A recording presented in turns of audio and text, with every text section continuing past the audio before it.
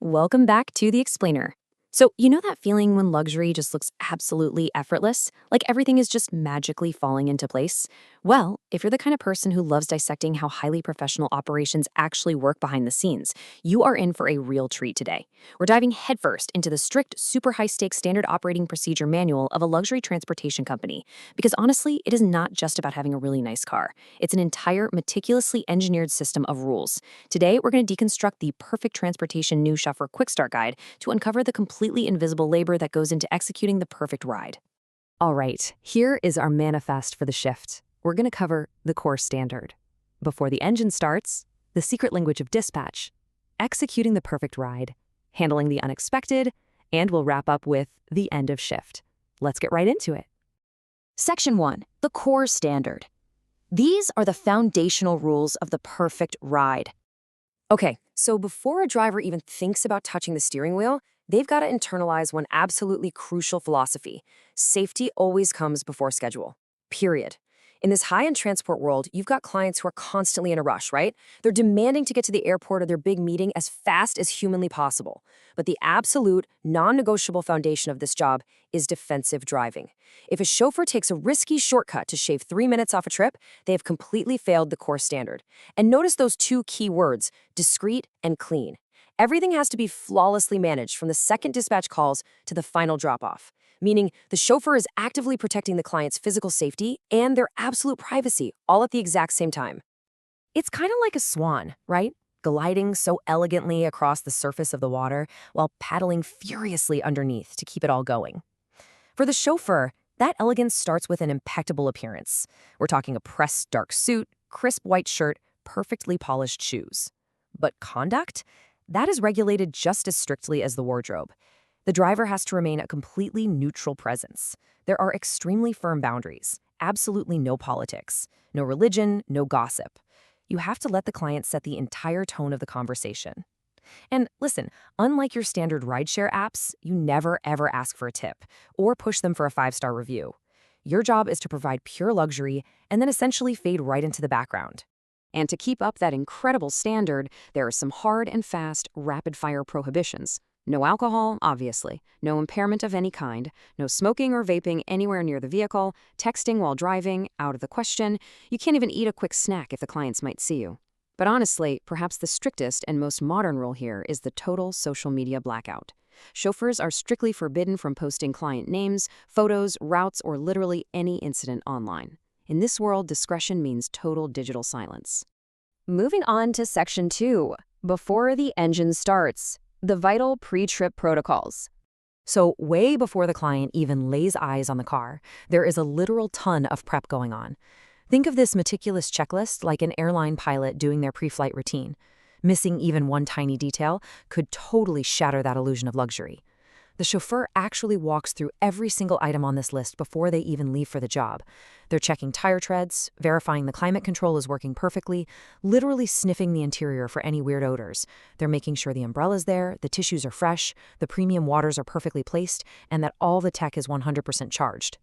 And of course, they have to ensure there is enough fuel, not just for the planned trip, but for any crazy unexpected delays. The manual makes it super clear. You do not depart with unresolved safety issues, ever. Section 3, the secret language of dispatch, or communication in the shadows. So really think about this for a second. You're paying top dollar for this serene, premium ride to a massive business deal. The very last thing you want is your driver constantly chatting away on a two-way radio or a phone with their dispatcher, reporting every time they make a turn.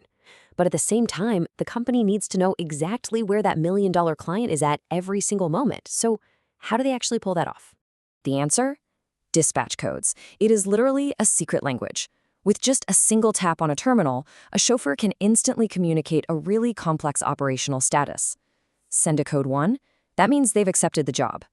Code 3, they are perfectly staged and just waiting. Code 4, the VIP is secured in the back seat. It is totally silent, it's instant, and it keeps the home base fully informed without ever breaking that perfectly tranquil atmosphere inside the car. It is just a beautifully efficient system. Which brings us to Section 4, executing the perfect ride, from the greeting right to the drop-off.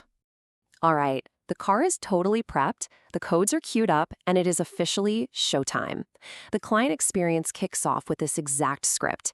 It's formal, it's totally standardized, and it instantly establishes a vibe of professional authority and deep courtesy. There's absolutely no, "Hey man, how's it going?" It's a highly structured initiation into a premium experience. Now, speaking of high-end, a lot of these assignments happen at what the industry calls an FBO, or fixed base operator. For anyone not familiar, that's just insider jargon for a private jet terminal.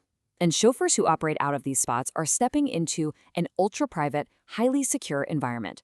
They've got to coordinate with FBO staff, follow incredibly strict tarmac access rules, and again, adhere to that absolute golden rule. Zero photos of the aircraft, the crew, or the passengers. Total, unquestionable discretion. So once the VIP is actually settled in the back seat, executing the ride requires an intense, almost hyper-vigilant level of focus. You verbally confirm that destination before the car even shifts into drive. You proactively offer to handle the luggage. You ask about their temperature and music preferences. And notice that default setting. Keep the music totally off or incredibly low. Because a lot of high-end clients are using this time to catch up on work or grab a quick nap. So respecting the quiet ride is huge. And the driving itself, it has to be butter smooth. No sudden acceleration, absolutely no hard braking. All of this while you are simultaneously tracking their flight, coordinating with the venue's valet, and seamlessly navigating whatever crazy logistics the airport throws at you. Section 5, handling the unexpected. What happens when things actually go wrong? Look, we all know the real world is chaotic, right? Even perfectly designed systems hit a snag. And there is a stark contrast between normal operations and what happens the second an emergency hits or rules get broken. Normally, the focus is 100% on luxury, being on time, and delivering a flawless experience. But the very second there's an accident or a mechanical breakdown, that protocol violently shifts. The new hierarchy is completely rigid. It's people first, vehicle second, schedule dead last. That illusion of luxury instantly drops, and the chauffeur pivots right into serious emergency management mode. If the worst happens and there's a collision, the steps they follow are incredibly strict and honestly emotionless, strictly to protect liability.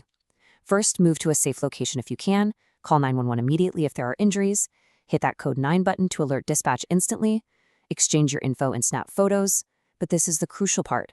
The manual explicitly commands drivers to never admit fault, never make any promises right there at the scene, and definitely never discuss the incident with anyone outside of dispatch or the actual police. It is factual language only. But hey, emergencies aren't always about fender benders. Sometimes the issue is sitting right there in the back seat. This company has a totally unforgiving, zero-tolerance policy for illegal alcohol or drug use, especially when it involves minors. And this is exactly where the chauffeur has to intentionally break that illusion of total subservience. If a client is actively breaking the law back there, the driver cannot just shrug and look the other way. They are legally required to enforce those boundaries, and they have to do it calmly but firmly. And they have a very specific script to handle this. It goes exactly like this. For safety and legal reasons, I cannot allow alcohol or drug use by minors in this vehicle. I need everyone to stop now so we can continue safely. I am also required to notify dispatch. You see how that works? It is incredibly assertive, totally professional, and designed to shut down illegal behavior right that second without turning it into a screaming match. And finally, Section 6, the end of shift, restoring order. So the client is happily at their destination, but the chauffeur, yeah, they are definitely not done. Just because the back seat is empty, the chauffeur immediately sends a code 5, confirming to dispatch the drop is complete. Then the structured reset begins. They have to refuel or recharge the car. They meticulously clean and totally reset both the interior and exterior. They sweep for any lost property, document any new scratches or damage, submit all their run sheets and receipts, and finally turn in the keys and equipment. It's an entire process just to ensure that the Swan is completely reset, ready to glide effortlessly for the next client. And honestly, even when the chauffeur is officially clocked out and walking to their own car, that ironclad shield of absolute privacy, it does not drop. They are constantly reminded to never, ever save client phone numbers or info to their personal devices. Any printed run sheets have to be totally guarded from public view. And that total confidentiality about who they drove, where they went, and what secrets were discussed in the back seat, that remains fully binding long after the shift is officially over. We're going to leave it right there with a final thought for you to chew on. It's a pretty crazy paradox, isn't it? True, absolute success in this high-end industry literally means making yourself invisible. If you nail your job perfectly, the client won't even remember your face. They're just going to remember that their ride was magically smooth, totally safe, and blissfully quiet. But to achieve that level of invisibility, you have to be hypervigilant, mastering this massive, complex web of strict rules, silent codes, and crazy contingencies. So I'll ask you, could you master the art of the perfect ride?